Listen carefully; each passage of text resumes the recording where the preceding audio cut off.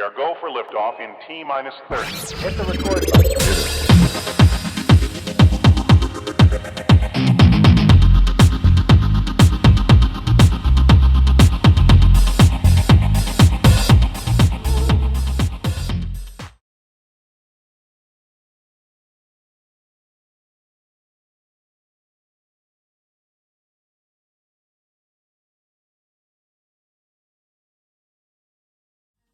So welcome to another episode of Italo's Black Tag Radio. My name is Italo, and I have the pleasure to have the artist formerly known as JW, also known as Joshua Wills.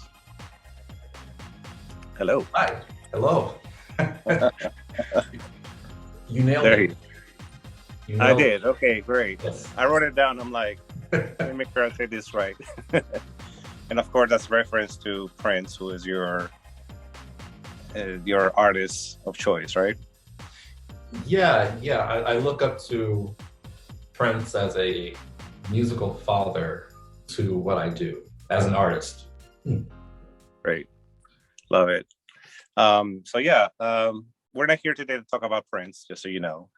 It's going to be a very intense episode, guys. So trigger warning for those that are listening.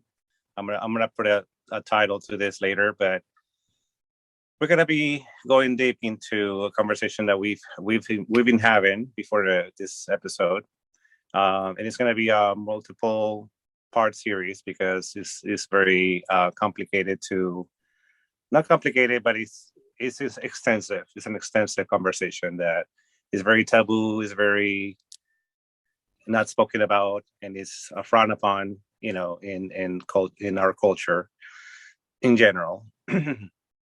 This is regarding narcissistic abuse and the how can I say this? See, I'm not prepared. Is the effects that mothers or fathers have on their child. And how I grew up as a enmeshed person with my mother. There's actually a book that I'm looking at right now. It's called When He's Married to Mom by Kenneth Adams. And he refers to us as MEM, MEM, which is acronym says Mother Enmeshed Men. And it's a very difficult situation. It's a difficult experience to talk about, but I'm ready, as well as Joshua is ready to talk about it and to put a face to it, because we were thinking about doing this only on Spotify. But those that are watching us on YouTube, you can see our face. We're going to be talking about those things that are difficult to hear. So, without further ado, I gave you the artist formerly known as JW. And if you can tell us your story, how do we come up to this moment? Well, I'd like to first start off by sharing who I am. So I decided to pull up my Tinder profile because I had no idea where to start off at all with who I am. So I want to start off by saying that my name is Joshua Wills. I am an artist. And art is a confusing topic for me because I do a little bit of this and a little bit of that. And I'm everywhere when it comes to art, which is a direct result of my personality, mind you. I am a person who is a part of the queer community. And I think that being in the queer community has taught me that what we're going through with the topics that we're going to share it's not sexuality focused or centralized. It's something that we all go through. However, when you're going through a sexual identity, more is encompassed when it comes to that sort of thing. So before I get off into that, let me continue more about who I am. Basically, I'm a Libra, and that's important to me as well. I'm a moon Aries and a moon rising. Well, actually, my rising is in Aries, so between my rising and my moon, that's Aries, Libra. Very important to know about me, mind you. I am an INTJ, and that's a personality type. Check that out, being an INTJ. I'm 6 foot tall, ambidextrous. I can work with both hands. I was born left-handed, but taught how to write with my right hand. And that's a long story in and of itself. I was born and raised in the cornfields of central Illinois in the Midwest. I'm from the Midwest, currently living here in some sort of like stationary orbit over the Pacific Northwest, specifically Oregon. And I am single and content in who I am. And I think that that's important. That has in and of itself been important for for being a survivor from that situation, from being victimized in narcissistic or antagonistic relationships and whatnot. I think coming to terms with that has allowed me to be more content in being single, and not just relationship, but also just, I think, connections and interpersonal connections with other people, which is, I would say, has really helped me understand myself when I study belief systems. That's something else I like to do. It's gotten me more in touch with more of the alternative aspect. It's opened me up to look at different things in different ways. And I think that that has opened me up to more of a sense of independence and introspection and interests in my own individuality. I couldn't put it better. That's amazing. Yeah, and actually we are both Libra too, so I'm gonna get a lot of this. I don't know my personality type or that I have to still look into, but what something has brought us together because we inadvertently we were on somebody's live on TikTok and we were just chatting with Carlton. Carlton is his name, also known as the Chi-Town actor on TikTok. But we just talked. We were just like, Joshua, you were the one that said, how do we get into your podcast? And I'm like, well, it's very easy. Just give me your email. But little did I know how much similarities, between your background and my background we had. And specifically in this topic, I've always wanted to have somebody that has the same beliefs that I do about this topic, because many people don't understand it.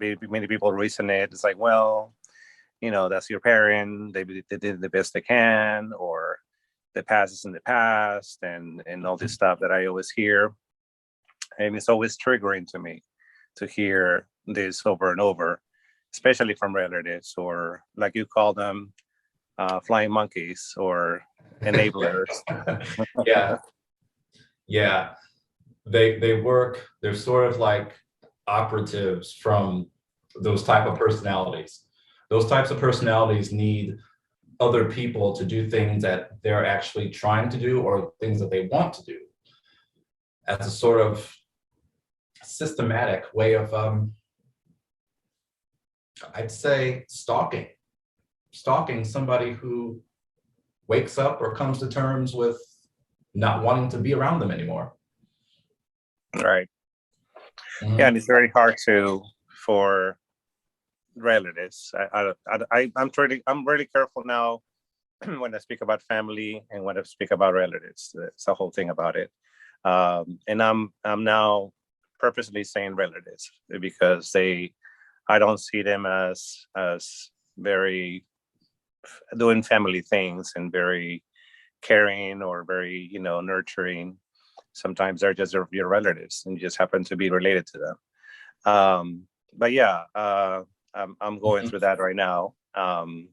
I have to always push back, and I always have to say stop, and I always try to put boundaries. But there's, yeah, for somebody who's raised like us, it's very difficult. I mean, at least for me, it's very difficult to put the boundaries because there were no boundaries to begin with. Nobody ever taught me about boundaries.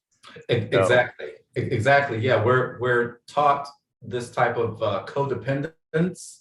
We're taught that we don't have a self, and Right. I think that some of us are, especially if you're a first or last born, you're conceived as a golden child. You are the child that will carry on whatever generational legacy you were born in. And if you come to terms, if you realize that you are not the golden child in your own head, assuming you have a sense of independence about you, you are now becoming the scapegoat. You're becoming that person that will break all of the rules upon command of not being the golden child. And typically that's where it begins. However, if you're that child that is the golden child and you are unaware that you're anything other than that, then I think that that golden child becomes, in a sense, the helper.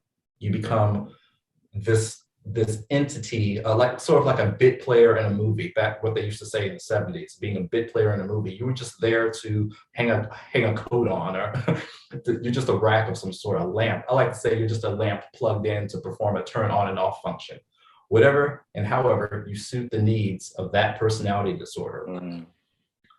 And that is mind-blowing to me, that as a child, you're basically groomed into being the handmaiden or the hand boy or whatever, the hand child to this personality disorder. You do not exist as an individual.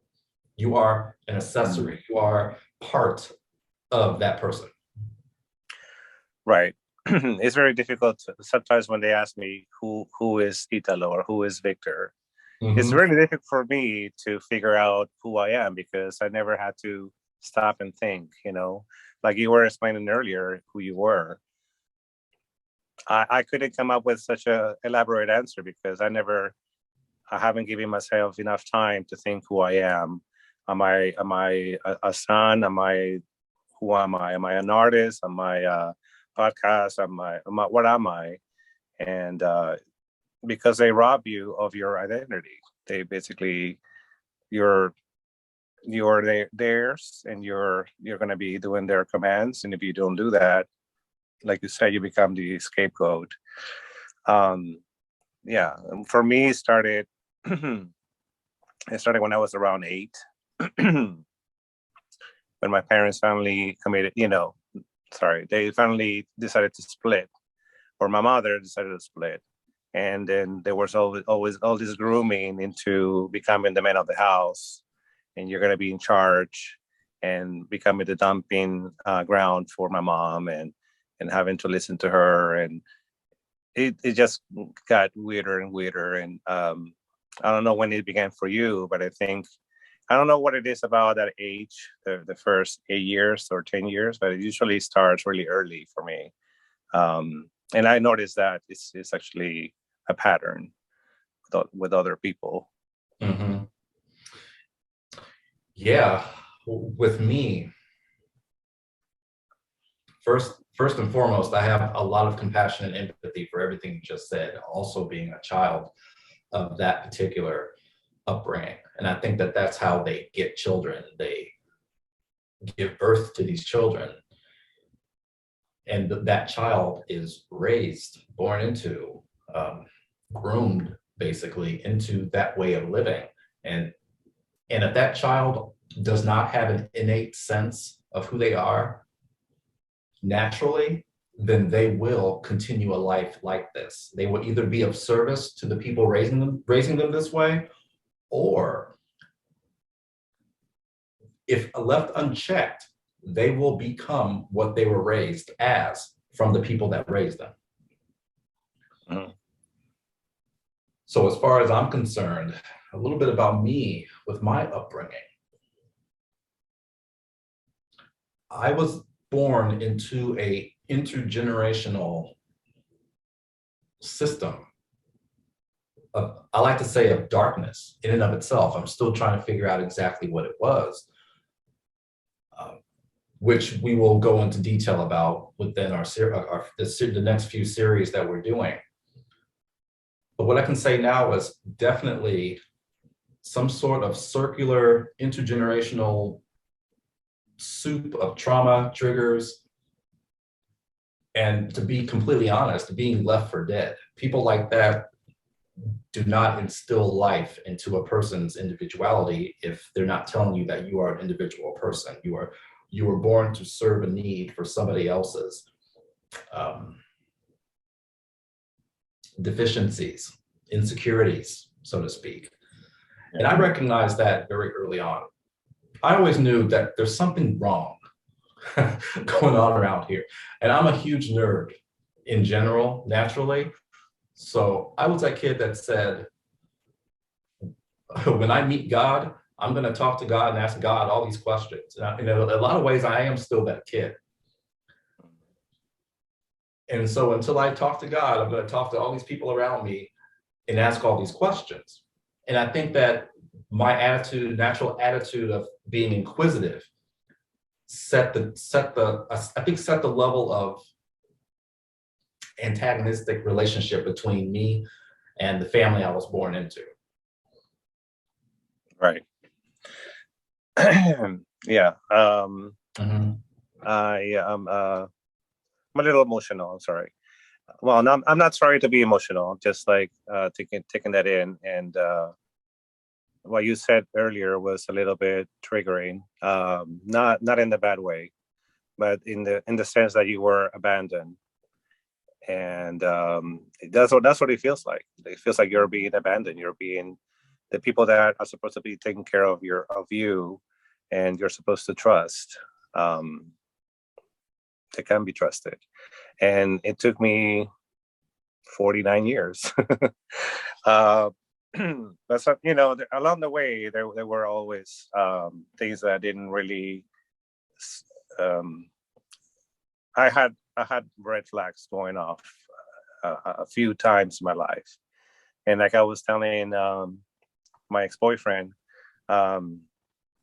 he was the one that had helped me realize, because being the only child is the problem. Is I never had anybody being a witness, being the other person that I can talk to. Is like, is this normal?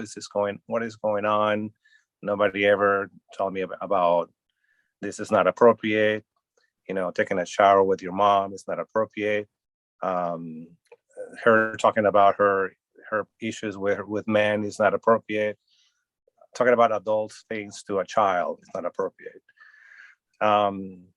There's all these things that are, I thought it was just normal, or I was just numb to it at one point, because he told me, it's like, you don't realize she treats you like a husband. And I was like, yeah, I'm numb to it. Yeah, I realized that, but yeah, I'm okay with it. And I wasn't okay with it. I was always angry, not being able to speak up. That was my issue. My throat chakra was all closed up. I could write it, and I can transfer that on the paper. Mm-hmm. But it has come to the point where I cannot do that no more, because that doesn't really work with her and with my family, or with my relatives in this case.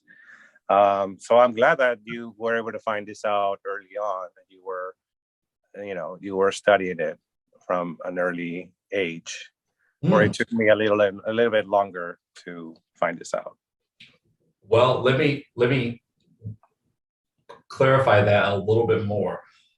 My dad was murdered when I was 5 years old. I had several memories of him before that. And when I realized he was murdered, that's when my memory officially kicked in. And then my mom, I remember things about her as well. However, her and I no longer have a relationship. And that began around the same time. When my eyes opened to him never coming back, my eyes opened up to where she is, and how, looking back now, it was a long timeline of where it began and where I have to end it.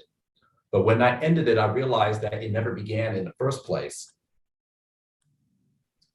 That gave me a sort of understanding and a comfort of, okay, I can survive. I have survived those type of relationships. Now what? Right. And I think because of my nerdy nature, that's where I began to study more and somehow retain this information in my head about how to not only deal with it, but how to recognize the red flags that come with it. And if you really look back, I really do believe if you look back at your childhood, it's all there. Everything you need to know is in your childhood. The first 10 years of your life. However, if you can go back the first 5 years, and you have a better chance at understanding what your environment was and how that had an impact on your natural personality. Because you could be born one way and then raised one way. And that's what I also like to tell people. Let's talk about that for a second. There's being born to be who you are, and then there's being raised to be what they want you to be. We don't know that at first. At the age of 2, we're still trying to bite the blanket and feel pain or not pain. Oh, I am who I am, and then the blanket's the blanket. When we first start saying no to the outside world. And then from age 2 until 12, childhood, we get to a place where we start to understand that it's me and them. However, raised in those type of families, it's us and nobody else, including yourself. And I think that I got a concept of that very early on, which is why I was like, there's something wrong here, because I'm being told to be this way and I don't want to be that way because I'm not that way. I'm going to do this. Wow, I got in trouble for that. I see everybody at school doing that. I see everybody at church doing that, but I can't do that at home because I'm a terrible person if I do that, and nobody will like me anymore. And this is a very simplistic way children think. And if you're the type of child that takes it inward, that's dangerous, because when we internalize those things as children, we become those things. And some of us never make it out. And when some of us do, like us, it's later on in life after we've led a roller coaster of disaster and somehow survived it, because I think that it was in us innately to survive. We just realized that later on in life. Right. And we always seem to attract the same energy from other people. That's what I learned too, either romantic relationships or friendships or employers, yeah, co-workers as well. I had to actually, I don't know if it was a familiarity or I was drawn to them for some reason, but yeah, it was basically, I was bringing the same energy to my life, and I was not aware that I had no boundaries. Bingo. Yeah, that's a big one. Boundaries. Right. And it took me a while to figure out, like, because I thought it were physical boundaries as opposed to mental boundaries. I thought it was just closing the door when you're in the shower, or I'm in my bedroom, or if I'm away, or I'll turn on my phone, or but yeah, I was even in Russia at one point, and I was thinking I'm gonna be so far away from her and from my relatives that I was able to, be myself. Mm-hmm. And of course I wasn't. I still found a way to communicate with her. I still found a way to take care of the bills and take care of the, take care, basically be the husband or the caregiver. Always have to be responsible, always have to keep a job. You know what I'm saying? Like it consumed my life so much that even if I hated what I was doing, I had to do it because I had to pay the bills and I had to, so it wasn't, I had to learn so many lessons that it's not about distance. It's not about, it's not a physical boundary is what I'm trying to say. You can be miles away. You can be on the other side of the world, and she'll still be in my life. And I wanted her to be too. I allowed her to be. I was the one who initiated the call. So it's not just one person, you know what I'm saying? Like it was me inviting that drama back in there. And yeah. They set us up to fail. They set us up to be exactly what they are. And I think that as adults, we have a chance to not only take responsibility for who we are, but we also can hold them accountable for what they did. And that's something I'm working on in one of my projects, where parents who have kids, you have a responsibility for the first 18 years. And then for the whatever happens after 18 years, now you must hold yourself accountable or be held accountable from that child who's now an adult about what you did and didn't do. And since we're not perfect, it's inevitable that your kid, your child, what am I trying to say? Your grown-up child will come back and try to reason with you if they have any issues. If they have any issues, they may not have any issues. And for that reason, you may be an extraordinary parent. But for those of us who have issues, going back to hold them accountable could be dangerous. And that's the confrontation right there. Mm-hmm. So I'm not quite sure where I was going with that, but I do want to speak to, I hope I spoke to what you said just now about having the feeling of being responsible for another adult. Mm-hmm. It's something that we're brought up with, and I think it's a process. It takes time to break that type of connection with someone. It literally means having to become independent and individual, and realize that this should have began at the age of 18. Legally speaking, this begins at 18. Psychologically and emotionally, this could go on a lifetime. Mm-hmm. And I think that's the scary part, because our society isn't quite understanding yet of what sociology and psychology offer as far as understanding these type of connections with people. It's okay to say, I'm going to the doctor to work on my knee, but it's not okay or looked at as being realistic when people say, I need to go to the doctor to talk about this reoccurring thought, this rumination process about my responsibility towards my parent, especially the mother, because we still live in a society where only fathers can have this type of hold on their children. It's taboo and very unpopular to say that mothers can also do this. However, my theory, my hypothesis is that as society becomes more aware of how powerful women can be, as women become more powerful in society, we will begin to see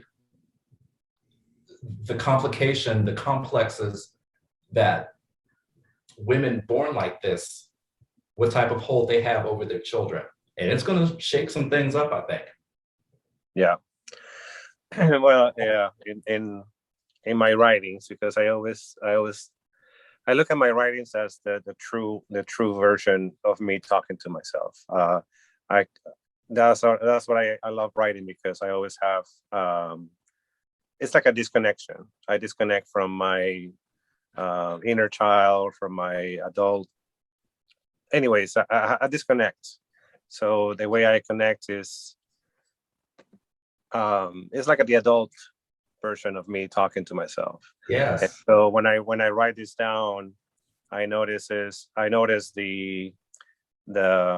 truth, and I sometimes it's a hard truth, and sometimes I don't want to admit it to myself. So when I write it down, and when I was doing the work that I was doing, yeah, like you said, you see the mother as never being able to put her in a category of the villain or the bad person, or she's always held on the pedestal. And I had to come to a point where I'm like, no, she did this to me. She should have known better. She never said sorry. She never apologized. She's never done anything to tell me that she really wants to change. And she never understood me. It's always all about her. And all this stuff. And suddenly I just got this intense feeling that this is a pure evil. Sometimes it's pure evil. You just have to look at it like what it is. And it was hard for me to say that. It's like, yes, she's evil. That's the pure Mhm. essence of the word. And in the Bible, you know, I was raised Catholic too, so that has a lot to do with guilt and everything. So I've you know, heard.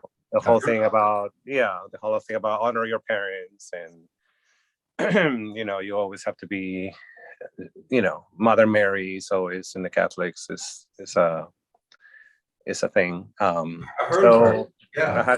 I had to take her down from that pedestal and just treat it as a person, as a person who is sick, and I feel compassion for her, but it's just hard sometimes to communicate with a person that doesn't listen or won't listen.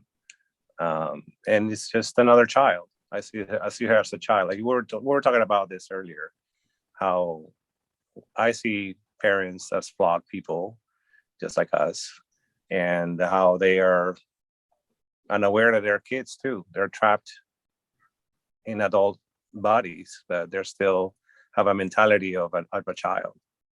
And you know, there's no way to communicate this either with them. There is no communication because I want people to understand you cannot win and they will not change. When you deal with people with these personalities, understand that. And I think the term is called radical acceptance. Once you understand that, you're on your own. It's an inside job. Hopefully you have a support system of some sort. Yeah. Personal or professional. Hopefully you have that, or just a group of people who understand you, period. But if you don't have that, you are alone and you must move quickly and quietly and comply to whatever your environment is telling you about what you're dealing with. So you can officially divorce yourself from that situation and start to learn to survive and build your life and have compassion for yourself and empathy for yourself. Right. In understanding that you were a victim. You were robbed. Ever since you were a child, you were robbed of a childhood, groomed and built to be a curator for somebody's damaged personality. You were groomed, let me say that again, you were groomed to be a curator for somebody's dangerous, damaged personality. Right. How do you find yourself in that?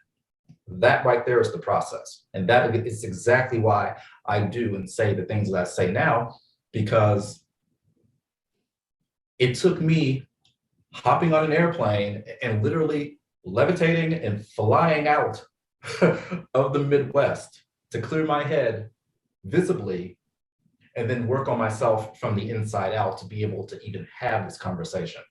Because like I said, I've always known something was wrong. I just didn't know how to talk about it. Looking back at it, now I can see everything on a timeline of how it happened, why it happened. Right.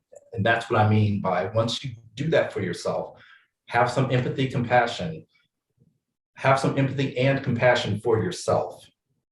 I actually, on TikTok, I said something like that. I said something to someone the other day, forgiveness or forgive yourself and forgiving them is optional. I think 1,000-ish people, maybe more than that, really connected, liked that statement. And I actually did a video on it on my TikTok just to discuss that. I didn't think something for me that's inherent or even a little simplistic for conversation purposes. I think it's very simple to just say those things, but those simple words meant a lot to people who I think didn't have words for it. Right. So belief systems teach us that forgiveness is inherent when it comes to moving on. Yes and no. I think that forgiveness should be done for oneself, experience it for yourself, and it's optional to share that with other people. Mm-hmm. I don't believe people need my forgiveness. I think I need my forgiveness first before I start thinking about anything that has anything to do with anybody else, taking responsibility and accountability for my own self. And I think if we all did that, we would be in a different world. So I went on a little bit of a tangent there, but I think, does that make sense to you? It makes perfect sense. It will make sense when I edit this, but Oh. no, it totally does. Right. But I do want to close this out before we get cut off. Guys, you have to subscribe. You have to wait until we drop the second episode, because we're gonna be here for a while. I can tell, and I already have so many more ideas about inner child and the what was the other thing? The fight, flight, freeze, fawn tactics. Anyways, we have so many more topics, guys. So make sure to follow me and follow Joshua as well on TikTok. What is your? Well, I'm gonna put this below because we got 2 minutes. But if you want to let him know where to find you, how to follow the artist formerly known as JW, how did they do that? Yes, at some point I'm gonna have everything wrapped in a nice little bow, so everybody out here could find me, so I can find myself also, so I can help you find me as well. So typically it's J to the MFW. I probably cannot say exactly what that is here because there's some cursing going on in my name, but once you see it spelled out, you'll be able to find me. Cool. Okay, we're gonna wrap this up, guys. So you didn't see this coming. I saw it coming because we've been talking about it since last week, but we're gonna be talking about another aspect of this conversation, which is really interesting, guys. So thank you for listening, and We are go for liftoff in T-minus 30. Hit the record button.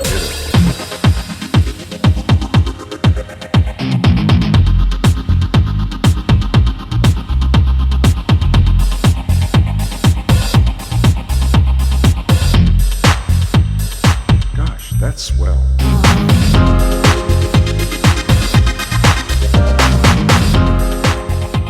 It's a Lowe's Blog Talk Radio.